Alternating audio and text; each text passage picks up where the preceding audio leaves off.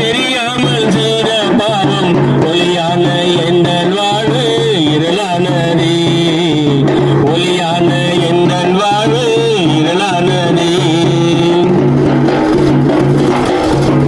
காரணத்தால் பாவம் செய்தேன், பாவத்தின் சம்பளம் மரணம் என்றே. அறியாத காரணத்தால் பாவம் செய்தேன், பாவியனை ரட்சிக்க இயேசு வந்தார். பாவியனை ரட்சிக்க இயேசு வந்தார். பரிசுத்த வாழ்வை எனக்கு தந்தார். பரிசுத்த வாழ்வை எனக்கு தந்தார்.